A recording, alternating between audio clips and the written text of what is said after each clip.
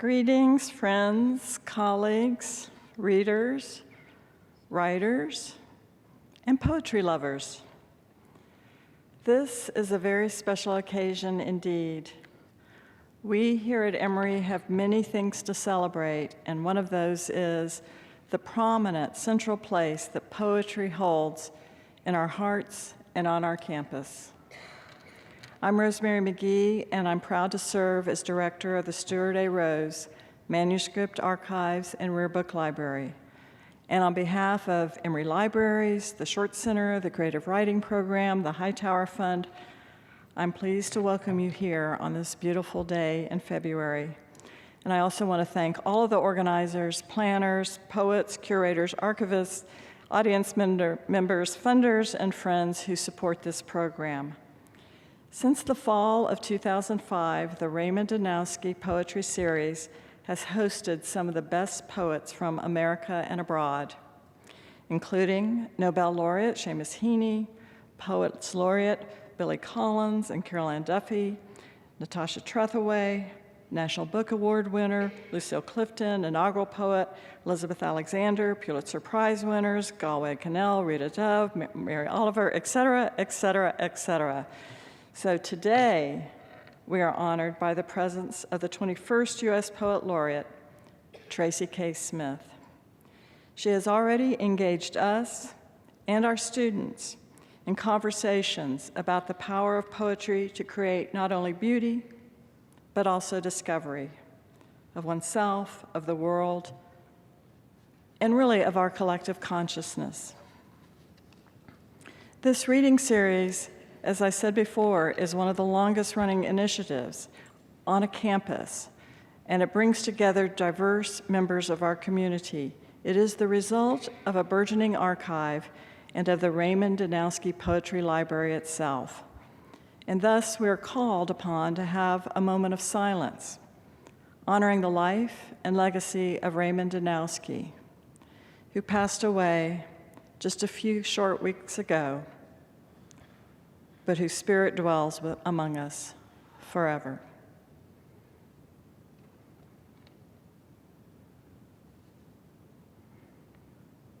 Now, in the spirit of reverence for poetry, and also the spirit of celebration of poetry, and the spirit of celebration of Raymond Danowski's life, here to introduce Tracy K. Smith is our very own award-winning poet, Jericho Brown. He is the director of Emory's Creative Writing Program. Jericho's poetry surrounds us, his voice enlivens us, his energy empowers us, and he is yet another astounding reminder that Emory is the place for poetry. Jericho.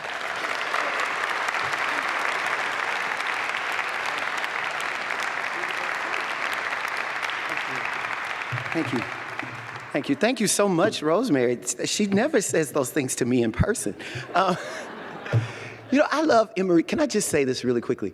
I love Emory so much, and I love poetry readings at Emory because there comes a point where the audience decides it's time to start.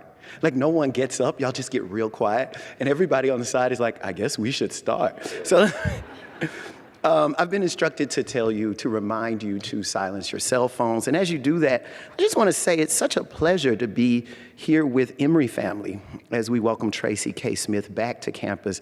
She's been here twice before, but this is her first visit with us in her role as Poet Laureate of the United States of America.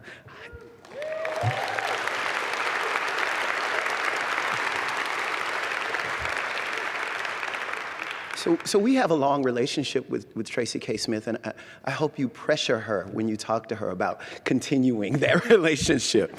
I know we hate it when an introducer makes the introduction about himself, but I'm particularly pleased that she's here today in this capacity because it gives me the chance to say, I was right. You know how men are.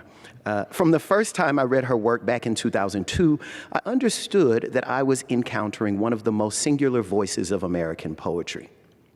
In her 1972 essay, When We Dead Awaken, Writing as Revision, Adrienne Rich says, for a poem to coalesce, For a character or an action to take shape, there has to be an imaginative transformation of reality, which is in no way passive. And a certain freedom of the mind is needed, freedom to press on, to enter the currents of your thought like a glider pilot, knowing that your motion can be sustained, that the buoyancy of your attention will not be suddenly snatched away.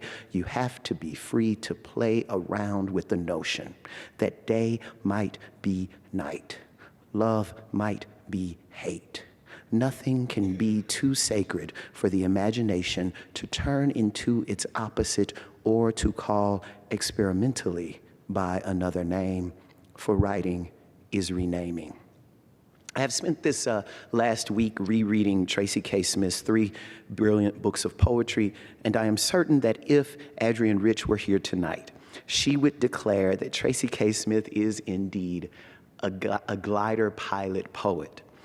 Smith's voice astounds me at every turn, first and foremost because of how quickly and deftly it is able to change registers, to move from a pitch-perfect articulation of living language, language that struts or limps, shimmies or stands stock still, sucking its teeth and staring you down, to a high lyric that sounds quite nearly holy.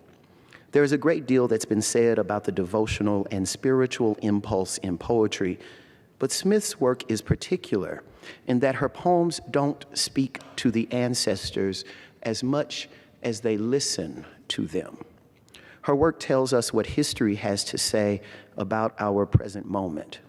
These poems are socially minded as much as the soul is an entity who means to take action and needs our bodies to do it. Smith's breathless sentences contain not just character, but also a community. The lines feel downright cinematic, and always her speaker becomes larger than herself, oracular. Of course, glider pilot is not necessarily how Tracy would describe herself as a poet. Smith herself has said, "Perhaps community is such an important part of my worldview, because I am a writer, which means that I have chosen to devote a great portion of my energy to an extremely solitary act. I crave the solitude it takes to get words onto a page, but when I come up for air, I crave faces, voices, laughter, human warmth." Tonight, we are fortunate enough to become that human warmth. Tracy K. Smith is the author of 3 books of poetry. Her most recent collection, Life on Mars, won the 2012 Pulitzer Prize and was selected as a New York Times notable book. The collection draws on sources as disparate as Arthur C. Clarke and David Bowie, and is in part an elegiac tribute to her late father, an engineer who worked on the Hubble Telescope. After her undergraduate work at Harvard, Smith earned an MFA at Columbia before going on to be a Stegner Fellow in Poetry at Stanford University. She is currently the director of the creative writing program at Princeton University. She's also taught at Columbia and the University of Pittsburgh. Tracy K. Smith is the 22nd U.S. Poet Laureate, and she is also the author of the critically acclaimed memoir, Ordinary Light, which was finalist for the National Book Award. Her next collection, which I'm excited about hearing from today, her next collection of poetry is due out in April, which is, it's me and Tracy's birthday. So I see that trick. And the title of the collection is Wade in the Water. So I give you my friend, Tracy K. Smith.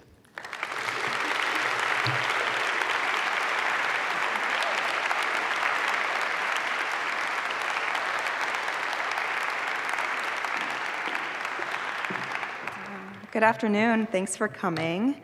It's a real delight and an honor to be here and to know that you're spending part of your Saturday, and it's not like it's snowing outside here, so you could be out doing stuff here listening to poetry, so thank you. Emory is a really special place to me. I am so grateful for the sense of living history that lives in the archives here, and the sense of community that I encounter each time I visit. So I'm grateful to be here. Let's see. I think I'll start with the poem Wade in the Water. It's an excuse to say, I love you, over and over again. I think the poem makes the story or the experience that triggered the poem clear, but I'll just tell you, I was at a ring shout in Liberty County, Georgia, about 1 year ago, and that gave way to this poem. Wade in the Water, for the Geechee Gullah ring shouters. One of the women greeted me. I love you, she said. She didn't know me, but I believed her, and a terrible new ache rolled over in my chest, like in a room where the drapes have been swept back. I love you, as she continued down the hall, past other strangers, each feeling pierced suddenly by pillars of heavy light. I love you throughout the performance, in every hand clap, every stomp. I love you in the rusted iron chains someone was made to drag until love let them be unclasped and left empty in the center of the ring. I love you in the water where they pretended to wade, singing that old blood-deep song that dragged us to those banks and cast us in. I love you, the angles of it scraping at each throat, shouldering past the swirling dust motes in those beams of light that whatever we now knew we could let ourselves feel knew to climb. Oh, woods. Oh, dogs. Oh, tree. Oh, gun. Oh, girl, run. Oh, miraculous many gone. Oh, Lord. Oh, Lord. Oh, Lord, is this love the trouble you promised? There are a couple of directions that these poems are going in. One is looking backward toward history and trying to hear in documents and voices something that could be newly useful in this moment in the 21st century. And one that is leaning into the present and trying to figure out where compassion might live and how it might become a way of being with each other. I feel like that poem that I just read kind of is the hinge. It kind of leans back toward the history of the spiritual, the deep sense of, I think, gratitude that comes out of even the darkest chapters of African American history because of the strength, the sense of deliverance and justice that that's given birth to. And I think it's thinking about today and a woman who's so beautiful that she could say, I love you. So I'm going to go toward the holy sense for a little bit, and then dig into some of the historical features of the book. Garden of Eden. What a profound longing I feel, just this very instant, for the Garden of Eden on Montague Street, where I seldom shopped, usually only after therapy. Elbow sore at the crook from a handbasket filled to capacity. The glossy pastries, pomegranate, persimmon, quince. Once, a bag of black beluga lentils spilt a trail behind me while I labored to find a tea they refused to carry. It was Brooklyn, my 30s. Everyone I knew was living the same desolate luxury, each ashamed of the same things, innocence and privacy. I'd lug home the paper bags, doing bank balance math and counting days. I'd squint into it or close my eyes and let it slam me in the face. The known sun setting on the dawning century.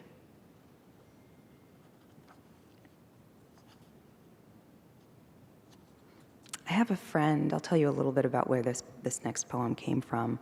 A friend who told me a story about believing that he was being communicated with by angels one day. And they were telling him, don't worry, everything's going to be okay. And he called his daughter and told her, and she said, Dad, you better go to the hospital, something's happening. So he called the hospital and was trying to write down some information that they were giving him. And he saved this piece of paper and has framed it because it's not language that he was writing. It's just some strange, just scratch marks. And so he went, and there was something happening in his brain that was repaired, but it doesn't erase the sense of having been kind of ministered to by these holy beings for him. And I wanted a story like that of my own.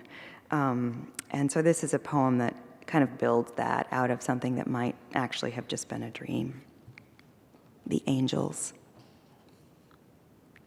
Two slung themselves across chairs once in my motel room, grizzled in leather biker gear, emissaries for something I needed to see. I was worn down by an awful panic, a wrenching in the gut, contortions. They sat there at the table while I slept. I could sense them with a deck of playing cards between them. To think of how they smelled, what comes to mind is rum and gasoline. And when they spoke, though I couldn't, I dared not look, I glimpsed how one's teeth were ground down almost to nubs, which makes me hope some might be straight up thugs, young, slim, raw, who bounce and roll with fearsome grace, whose very voices cause faint souls to quake. Quake then, fools, and fall away. What God do you imagine we obey? Think of the toil we must cost them, one scaled perfectly to eternity. And still they come, telling us through the ages not to fear. Just those two, that once, and never again for me since. Though there are there, sightings, flashes, hints, a proud tree in vivid sun, branches swaying in strong wind, rain hurling itself at the roof, boulders, mounds of earth mistaken for dead does, lions in crouch, a rust-stained pipe where a house once stood, which I take each time I pass it for an owl, bright whirl, so dangerous and near. My mother sat whispering with it at the end of her life, while all the rooms of our house filled up with night. I want to think a little bit about the sense of the holy as something that kind of sits within the real or the ordinary, and the way that, for me, nature is becoming more and more a site for that. So I'll read you a couple of poems that are thinking about the natural world in those terms. This one is called Hill Country. It was written in Hill Country in Texas. Hill Country. He comes down from the hills, from the craggy rock, the shrubs, the scrawny live oaks and dried up junipers, down from the cloud bellies and the bellies of hawks, from the caracaras stalking carcasses, from the clear, sun-smacked soundlessness that shrouds him, from the weathered bed of planks outside the cabin where he goes to be alone with his questions. God comes down along the road with his windows unrolled so the twigs and hanging vines can slap and scrape against him in his Jeep, down past the buck caught in the hog trap that kicks and heaves, bloodied, blinded by the whiff of its own death, which God, thank God, staves off. He downshifts, crosses the shallow trickle of river that only just last May scoured the side of the canyon to rock, gets out, walks along the limestone bank, castor beans, cactus, scat of last night's coyotes. Down below the hilltops, he squints out at shadow, tree backing tree. Dark depth the eye glides across, not bothering to decipher what it hides. A pair of dragonflies mate in flight. Tiny flowers throw frantic color at his feet. If he tries, if he holds his mind in place and wills it, he can almost believe in something larger than himself, rearranging the air. He squints at the Jeep, glaring in bright sun, stares a while at patterns the tall branches cast onto the undersides of leaves. Then God climbs back into the cab, returning to everywhere.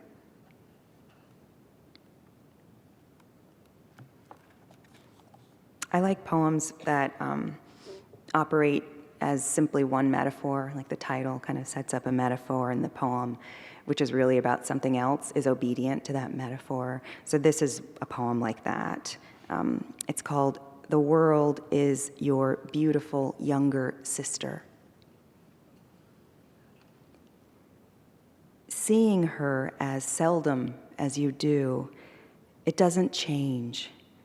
The ire, the shame, the fists you must remember to smooth flat, just thinking what they did, what they promised, then took, those men who offered to pay, to keep, the clan of them lording it over the others like high school boys and their kid brothers, men with interests to protect and mute marble wives, men who let her beam into their faces, watching her shoulders rise, her astonishing new breasts, making her believe it was she who gave permission.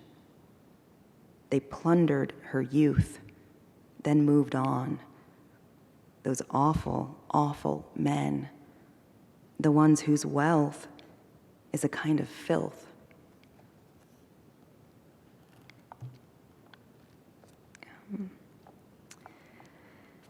Okay, there's a very beautiful broadside that was printed that I'm so happy about of my poem Declaration. So I think I'm going to dive into some of the history that anchors the poems in this book. And these are mostly found poems that have been derived from existing documents. And what I've attempted to do is to hear something that maybe you don't hear the first go-round in some of these texts. That's definitely, I think, the case in this poem. Declaration. He has sent hither swarms of officers to harass our people. He has plundered our, ravaged our, destroyed the lives of our, taking away our, abolishing our most valuable, and altering fundamentally the forms of our. In every stage of these oppressions, we have petitioned for redress, in the most humble terms. Our repeated petitions have been answered only by repeated injury. We have reminded them of the circumstances of our emigration and settlement here. Taken captive on the high seas to bear.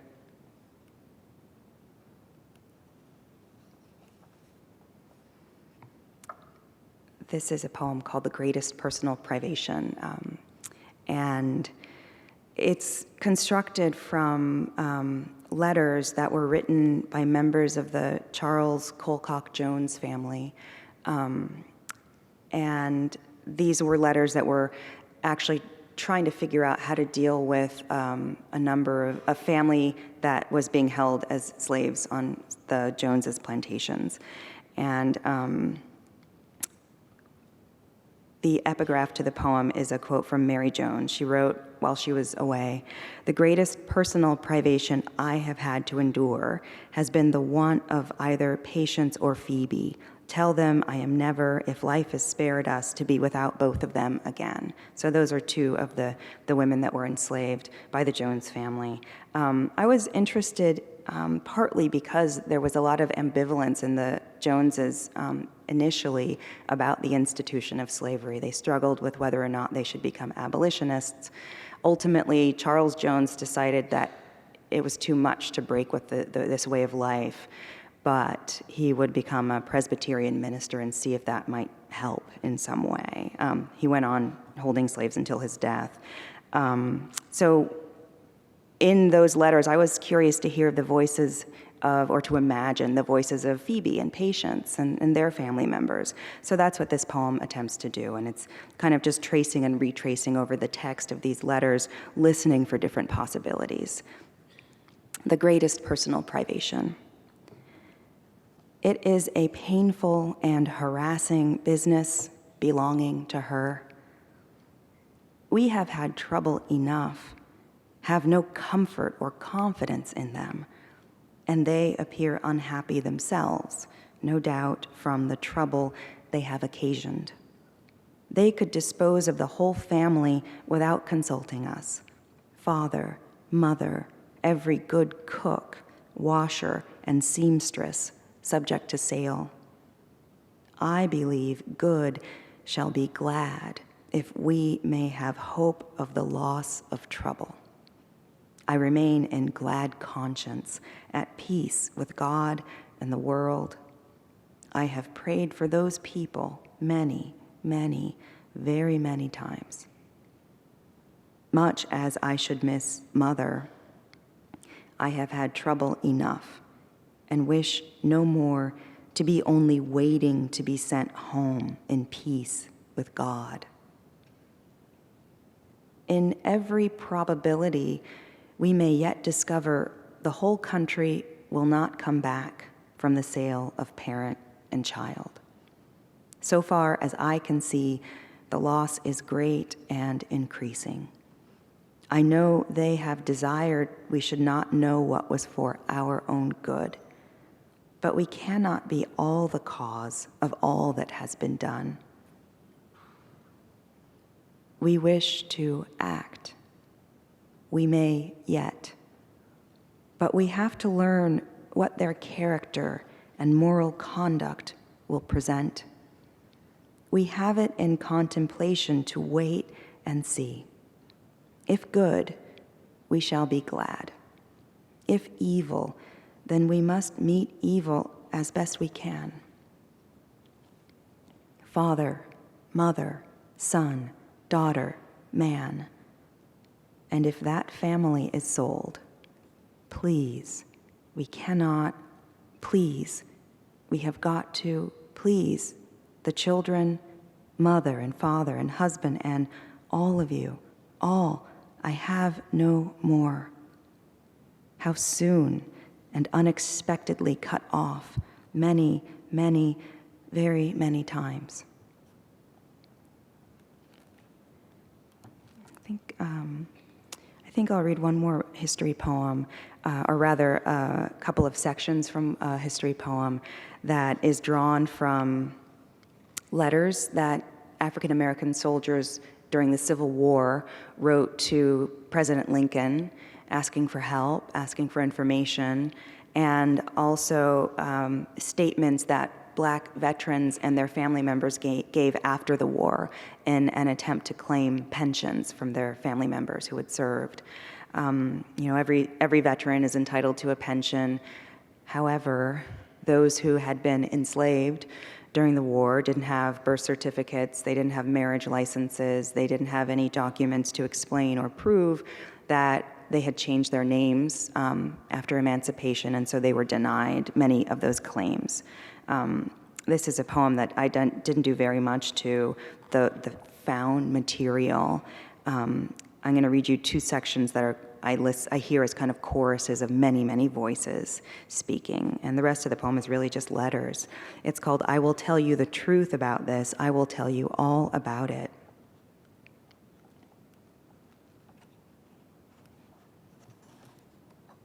Excellent Sir, my son went in the 54th Regiment. Sir, my husband, who is in Company K, 22nd Regiment, U.S. Colored Troops, and now in the Macon Hospital at Portsmouth with a wound in his arm, has not received any pay since last May, and then only $13.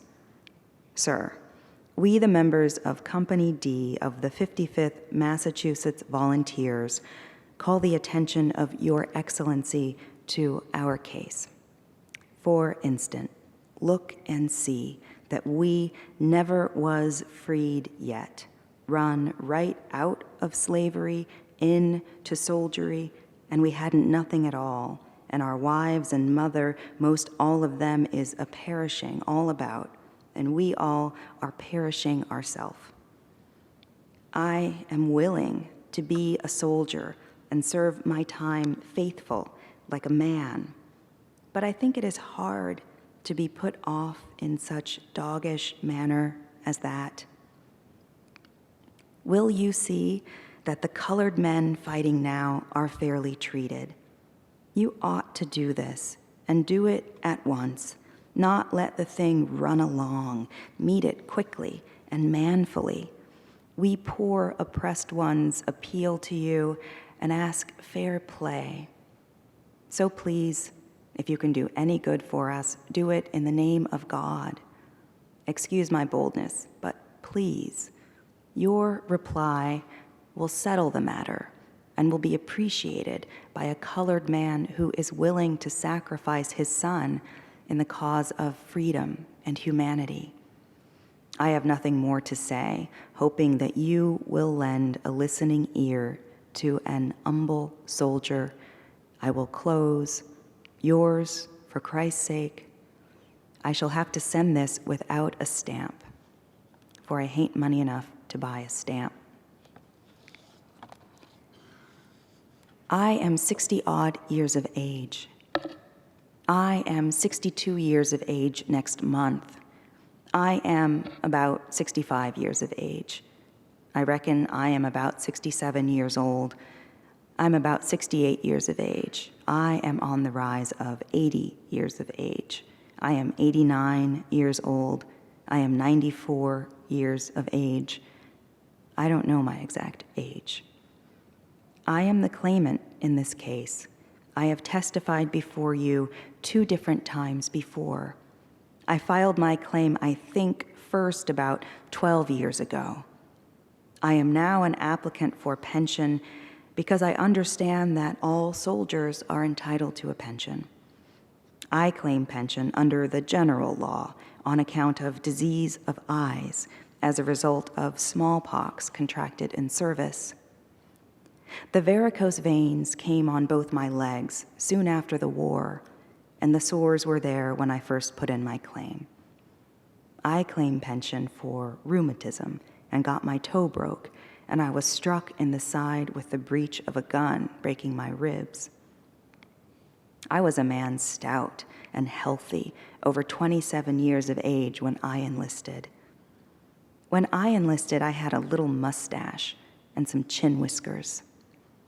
I was a green boy right off the farm and did just what I was told to do.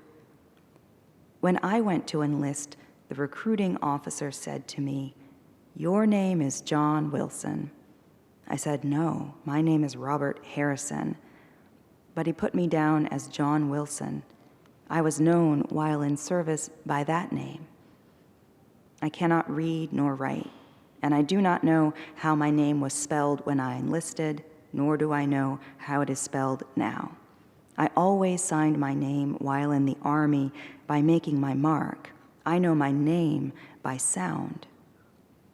My mother said after my discharge that the reason the officer put my name down as John Wilson was he could draw my bounty. I am the son of Solomon and Lucinda Sibley. I am the only living child of Dennis Campbell. My father was George Jordan, and my mother was Millie Jordan. My mother told me that John Barnett was my father. My mother was Mary Eliza Jackson, and my father, Reuben Jackson. My name on the roll was Frank Nunn. No, sir, it was not Frank Nern. My full name is Dick Lewis Barnett. I am the applicant for pension on account of having served under the name Lewis Smith, which was the name I wore before the days of slavery were over. My correct name is Hiram Kirkland. Some persons call me Harry, and others call me Henry, but neither is my correct name.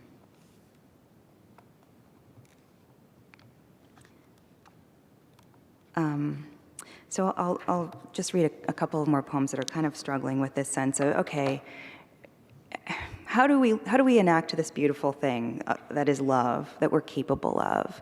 And how do we let go of the fear of the vulnerability that I think that hinges on?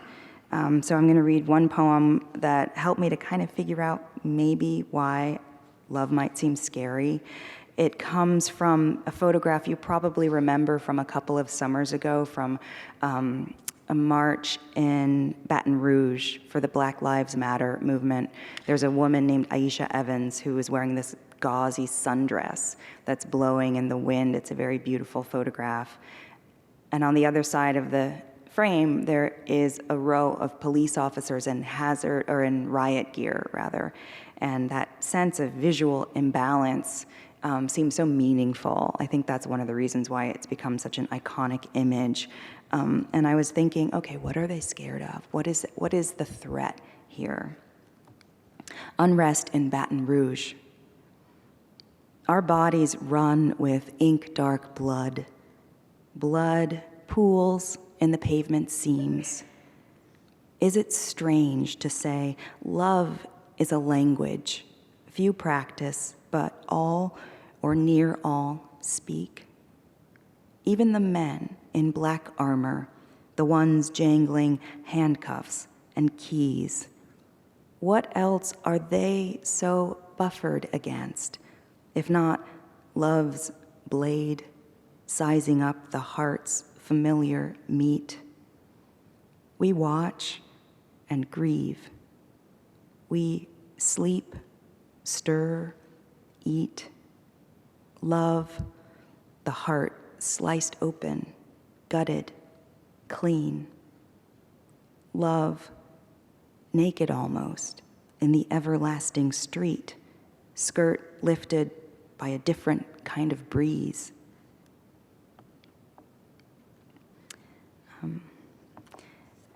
These are such heavy poems. I want to get to a place where maybe it feels sort of familiar.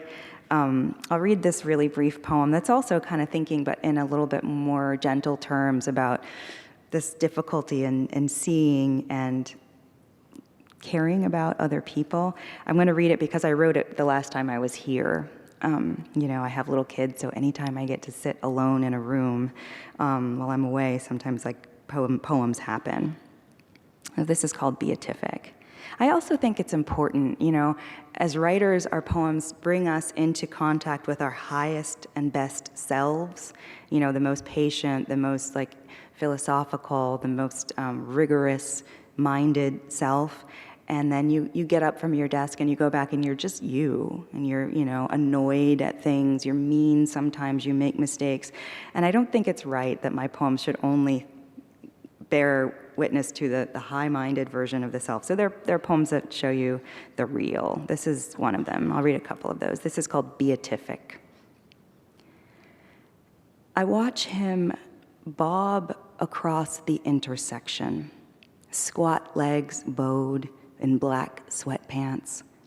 I watch him smile at nobody, at our traffic stopped to accommodate his slow going. His arms churn the air. His comic jog carries him nowhere. But it is as if he hears a voice in our idling engines, calling him lithe, swift, prince of creation. Every least leaf shivers in the sun, while we sit bothered, late, captive to this thing commanding, wait for this man, wait for him. Charity. She is like a squat old machine, off kilter, but still chugging along the uphill stretch of sidewalk on Harrison Street, handbags slung crosswise, and I'm guessing heavy. And oh, the set of her face, her brows profound tracks, her mouth cinched, lips pressed flat.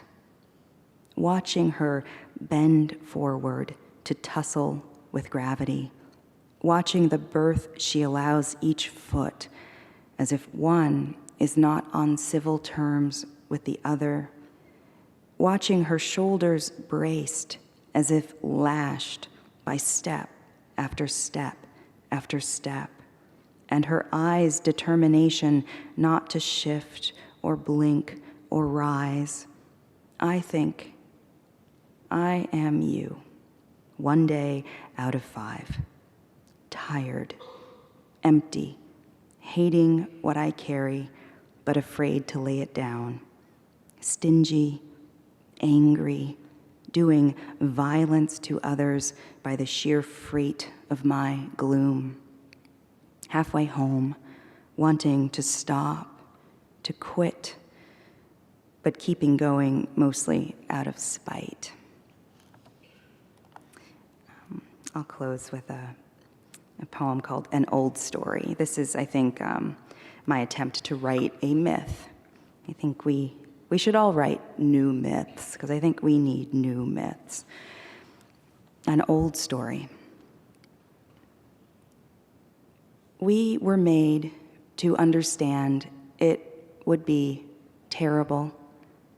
Every small want, every niggling urge, every hate swollen to a kind of epic wind, livid the land, and ravaged like a rageful dream, the worst in us having taken over and broken the rest utterly down. A long age passed, when at last we knew how little would survive us, how little we had mended or built that was not now lost. Something large and old awoke. And then our singing brought on a different manner of weather. Then animals long believed gone crept down from trees. We took new stock of one another. We wept to be reminded of such color. Thank you.